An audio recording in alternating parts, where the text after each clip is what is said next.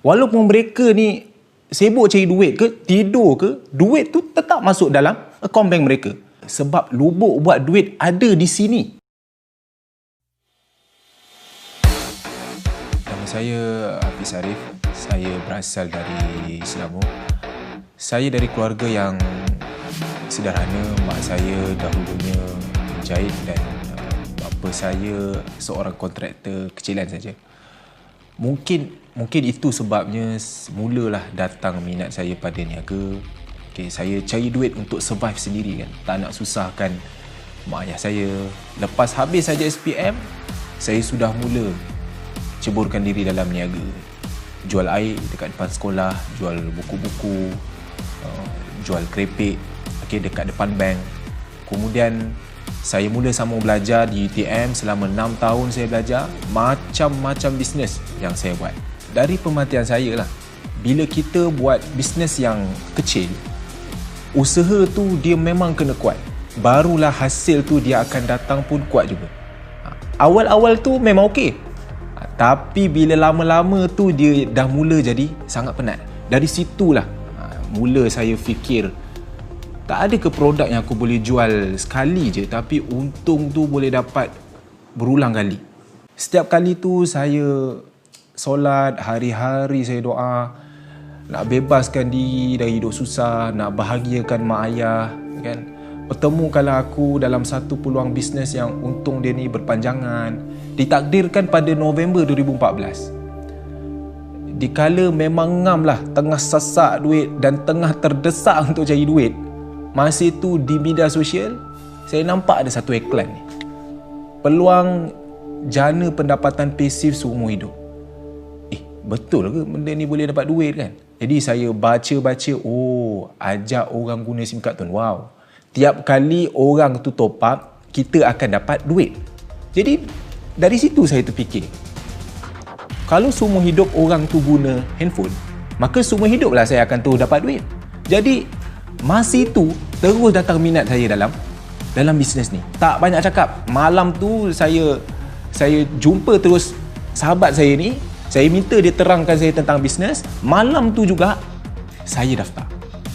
Balik rumah memang dah tak tenang dah. Hati tu dah tak tenteram, excited.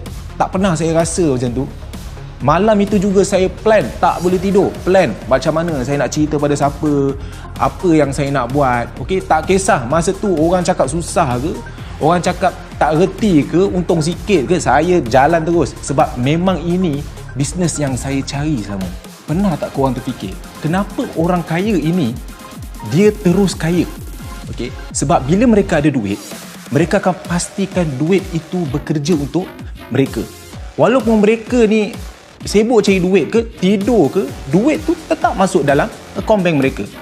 Tapi kebanyakannya orang biasa ni dapat duit saja, kita akan habiskan. Kita tak terfikir pun macam mana nak cipta duit, macam mana nak cipta mesin duit bekerja seperti orang kaya ni. Itu sebab kita lihat ramai orang yang umur dia dah lanjut pun dia masih lagi cari duit.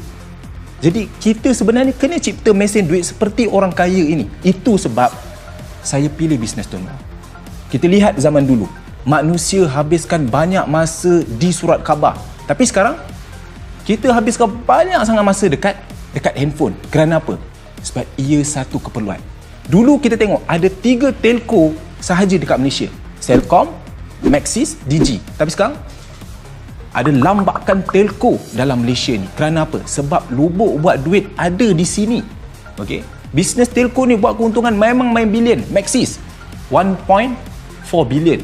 Sama juga macam Digi. Celcom sekitar dalam 1.6 bilion. Kebanyakannya manusia yang terkaya dekat dunia ni, mereka ni berkecimpung dalam bisnes telco.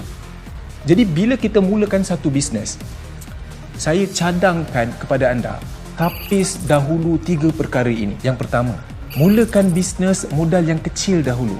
Kerana 80% bisnes tidak boleh bertahan lebih daripada 3 tahun. Jadi ini bukan satu benda yang mudah. Jadi mulakan dulu bisnes yang kecil. Sekurang-kurangnya jika kita gagal, kita tak sakit. Yang kedua, market. Biar produk yang kita jual tu semua orang boleh beli. Jika kita tengok SIM card, Market kita ada 40 juta orang yang guna handphone. Tak kira lah lelaki ke, perempuan ke, tua ke, muda ke, semua guna handphone. Jadi market kita tak akan habis.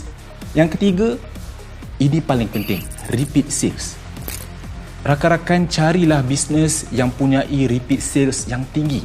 Bila kita jual satu produk ni dia keperluan, maka sudah pasti repeat sales dia tu akan tinggi. Sebab barang ini barang keperluan, dia bukan trending. Kalau kita lihat SIM card ini adalah barang keperluan. Orang suka ke, orang tak suka ke, dia kena guna. Okey, jadi daripada situ, bila dia guna handphone, dia akan top up. Repeat sales akan berlaku secara semula jadi, setiap bulan. Jadi, pada saya, bisnes Tuan Wow memang sangat menguntungkan. Dulu saya bermula dalam bisnes Tuan Wow ni pada 2014, komisen saya sekitar dalam RM53.30. Okay, masuk bulan kedua dia dah naik 180, dia mula naik RM800, dia mula naik RM1,000 lebih. Dalam tempoh 2 tahun tu, pendapatan tu dia boleh cecah hingga RM36,000 satu bulan. Dan sehingga ke hari ini, dia dah cecah RM93,000. Ini main bulan. Okay? Bisnes Tuan Wow pada peringkat awal untung dia memang kecil.